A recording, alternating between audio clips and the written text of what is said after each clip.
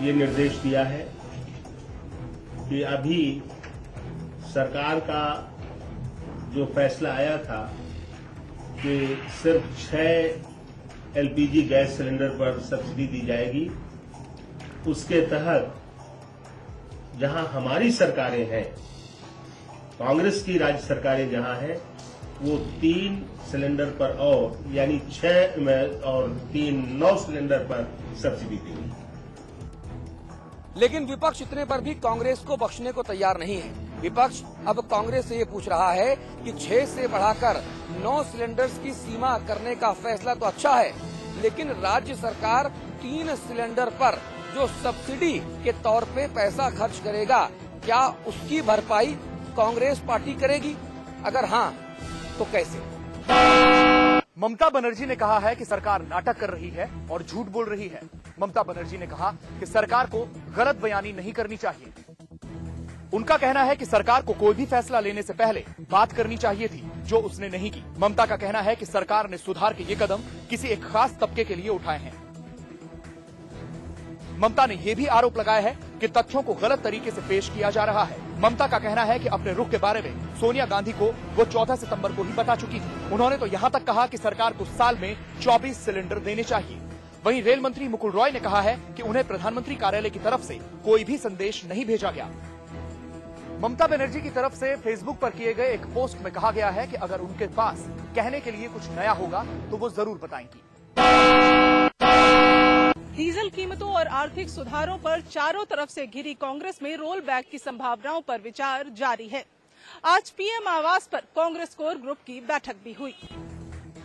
सूत्रों के मुताबिक बैठक में डीजल की बढ़ी कीमतों को वापस लेने पर विचार किया गया। साथ ही सिलेंडरों पर भी सब्सिडी को लेकर चर्चा हुई।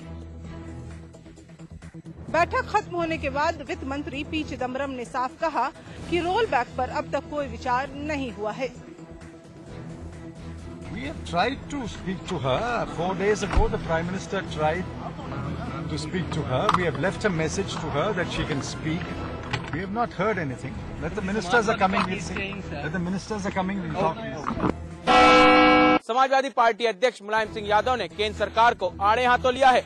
मुलायम सिंह का कहना है कि सरकार को अब बुद्धि आ जानी चाहिए और सरकार ने आखिरकार जनता को दिया क्या है। तो पूरे उत्तर प्रदेश में, पूरे देश में है वो तो महंगाई के खिलाफ और तमाम हमारी जनता की समस्याएं हैं, उनका तो प्रदर्शन रहेगा। मुलायम सिंह जी, सबसे बड़ी बात है डीजल और एफडीआई, तो दोनों मुद्दों का आप विरोध करते रहे हैं। सरकार को बार बार आपने चेतावनी दी, लेकिन उसके बाद भी सरकार अभी हम विरोध उसका कर रहे हैं और हम चाहते हैं कि सरकार को कम से कम बुद्धि आ जानी चाहिए। आपने जनता को दिया क्या है? जनता के खिलाफ इतना भार, किसान के ऊपर इतना भार और किसान के पैदावार की लूट जो पूरी की पूरी सरकार ने की है। मुलायम सिंह जी, अगर वो बात आपकी नहीं मानेगी सरकार, तो क्या आप समर्थन वापस देंगे? इसके लिए पार्लियामेंट बोर्ड की बैठक हो रही है और पार्लियामेंट बोर्ड की बैठक में अपनी रणनीति तय करेंगे। नेताजी, ये माना जाए कि सरकार का जो अड़ियल रवैया है वो तीसरे मोर्चे के लिए एक नई मजबूत अड़ियल रवैया अपने ठीक कमजोर करने के लिए है। इससे कांग्रेस पार्टी बहुत कमजोर होगी, अड़ियल जो रुख उसका है उसकी वजह से। केंद्र सरकार से ममता बनर्जी के समर्थन वापस लेने के बाद समाजवादी पार्टी के नेता मुलायम सिंह यादव इस मामले पर कल अपने पत्ते खोलेंगे। लेकिन बहुजन समाज पार्टी आगामी 10 अक्टूबर को होने वाली राष्ट्रीय कार्यसमिति की बैठक में इस मसले पर विचार करेगी। ये ऐलान किया है बहुजन समाज पार्टी के राष्ट्रीय महासचिव स्वामी प्रसाद मौर्य ने। 9 अक्टूबर को बहुजन समाज पार्टी के संस्थापक निर्माता मानव कांशीराम जी के पुण्यतिथि के अवसर पर बीएसपी संकल्प राष्ट्रीय महारैली होगी और 10 अक्टूबर को राष्ट्रीय कार्यसमिति की बैठक होगी। हमारी रणनीति क्या होगी वो 10 तारीख को राष्ट्रीय कार्यसमिति की बैठक में ही तय किया जाएगा। उसके पहले कुछ भी कहने का कोई औचित्य नहीं है। जेडीयू अध्यक्ष शरद यादव ने ममता बनर्जी के समर्थन वापसी के फैसले को सही ठहराया है। उन्होंने कहा कि ममता बनर्जी के इस कदम पे वो उन्हें सलाम करते हैं। राजनीतिक दिशा बदलना शुरू हुआ है, उसमें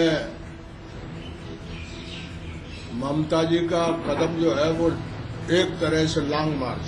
देश का बचाव का सबसे मजबूत कदम जो किसी ने उठाया है तो ममता बनर्जी ने उठाया। देश की जनता जो हाहाकार कर रही, 26 करोड़ लोगों का धंधा जा रहा, एक तिहाई आबादी देश की अपने आप धंधा, जिसने अपने आप रोजगार छाटा, अपने आप आपकी देश में लोग किसी जन धंधे में नहीं है, अपना स्वयं रोजगार छाटा, सरकार को बोझ नहीं है, उनकी तरफ से मैं उनको सलाम देता हूं। जूना अखाड़े ने वाराणसी के महाराज शिवानंद गिरी को अखाड़े से निलंबित कर दिया है। ये फैसला हरिद्वार के जूना अखाड़े की एक बैठक में लिया गया। वाराणसी के जूना अखाड़े वेद वेदांता भारतीय ब्रह्म विद्यालय में छात्राओं ने यौन शोषण का आरोप लगाया था। धर्म की शिक्षा देने वाले छात्रों ने अपने ही गुरु पर ये संगीन आरोप लगाया है। यहाँ पर पढ़ रहे बटुकों का आरोप है कि उनके गुरु महंत गुरु शिवानंद गिरी उनका यौन शोषण करते थे।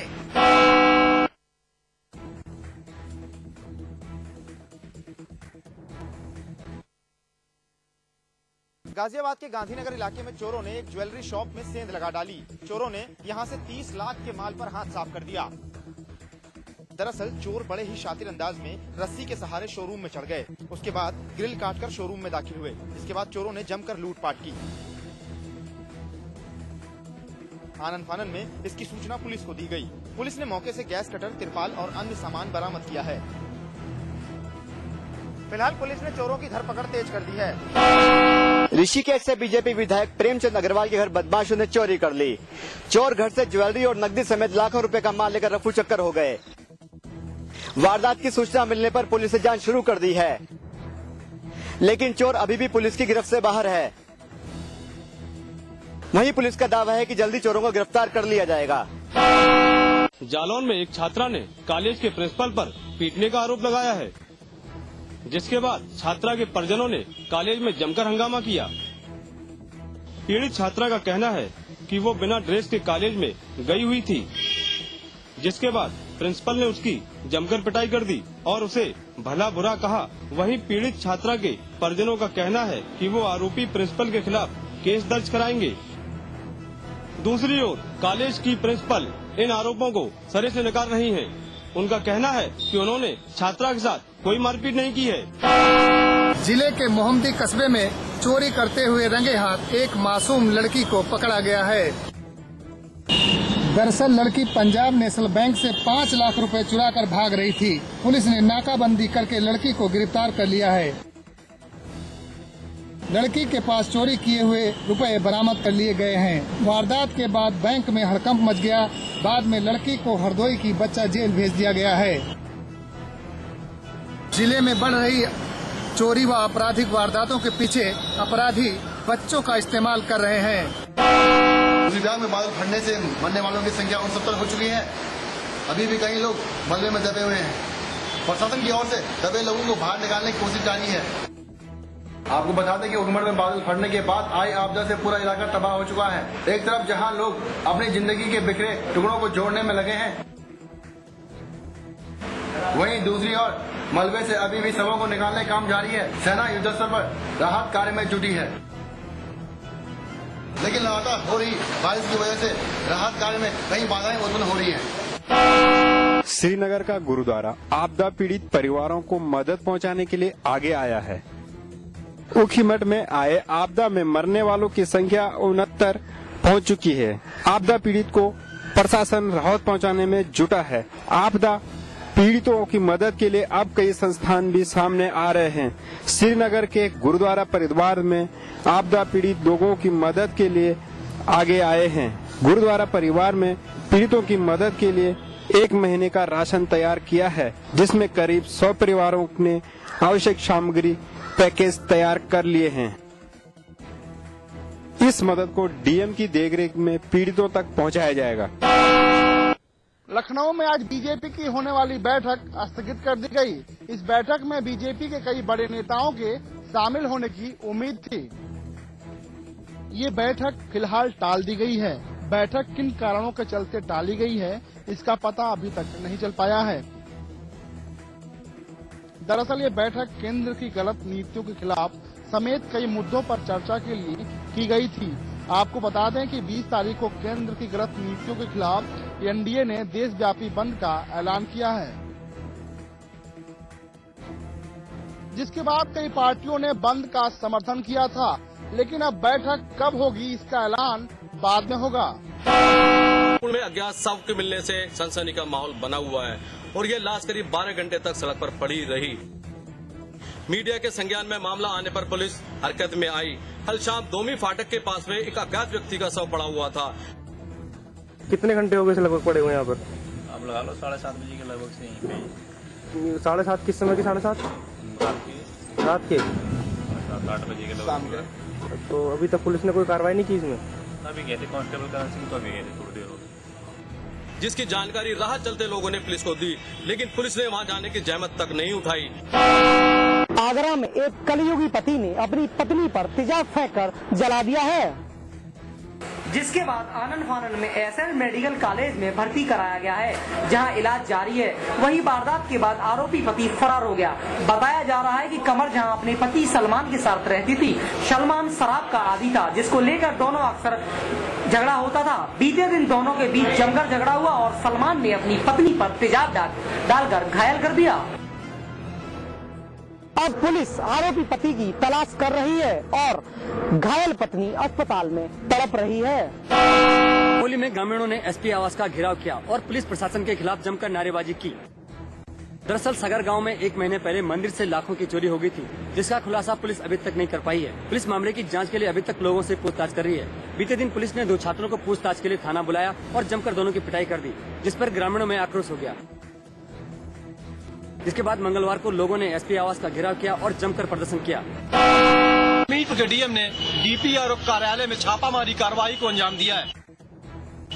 दरअसल कई दिनों से मनरेगा में धांधली को लेकर डीएम को शिकायतें मिल रही थी, जिसके बाद डीएम ने डीपीआरओ दफ्तर में छापेमारी की, जिसमें मनरेगा में धांधली का मामला सामने आया है,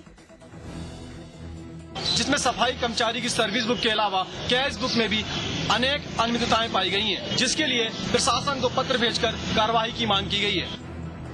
वही डीएम ने डीपीआरओ के अधिकारी पर लापरवाही का आरोप लगाया है। देवरिया में अब नहीं चलेगी शिक्षकों की मनमानी, क्योंकि यहाँ पर बेसिक शिक्षा अधिकारी के दफ्तर में लगाए जा रहे हैं सीसीटीवी कैमरे। ये कैमरे कमिश्नर के आदेश पर लगाए गए हैं। इस कैमरे के जरिए दफ्तर में आने जाने वाले लोगों पर पैनी नजर रखी जाएगी। साथ ही आने जाने वाले लोगों की सूची भी तैयार की जाएगी। इस कैमरे के लगने के बाद बेसिक शिक्षा अधिकारी के दफ्तर में शिक्षकों का ज्यादा आना जाना बंद हो गया है। पश्चिमी उत्तर प्रदेश में मोहब्बत के लिए जान देने और जान लेने का सिलसिला थमने का नाम नहीं ले रहा। गाजियाबाद के मोदी नगर इलाके में एक युवक ने अपनी प्रेमिका की हत्या के बाद खुद भी खुदकुशी कर ली। इस घटना से इलाके में सनसनी फैली हुई है। गाजियाबाद के मोदी नगर कोतवाली के सीकरी खुर्द में आज एक प्रेमी ने अपनी प्रेमिका की हत्या कर खुद को भी गोली मार ली, जिससे दोनों की ही मौके पर मौत हो गई। सीकरी खुर्द में रहने वाले प्रवीण उर्फ जॉनी का पड़ोस में रहने वाली मंजू से प्रेम प्रसंग चल रहा था। आज दोपहर प्रवीण मंजू के घर पहुंचा और कमरे का दरवाजा अंदर से बंद करने के बाद मंजू को गोली मार दी। मंजू की हत्या करने के बाद उसने खुद को भी गोली मारकर खुदकुशी कर ली। प्रवीण बीबीए कर चुका था, जबकि मंजू लाइब्रेरियन का कोर्स कर रही थी। मंजू के पिता ने प्रवीण के खिलाफ मुकदमा दर्ज कराया है। इश्क वो आग है गालिब, जो लगाए न लगे और बुझाए न बुझे। इश्क की इसी आग ने 2 परिवारों की खुशियों को जलाकर खाक कर दिया। इस घटना से पूरे गांव में मातम पसरा हुआ है।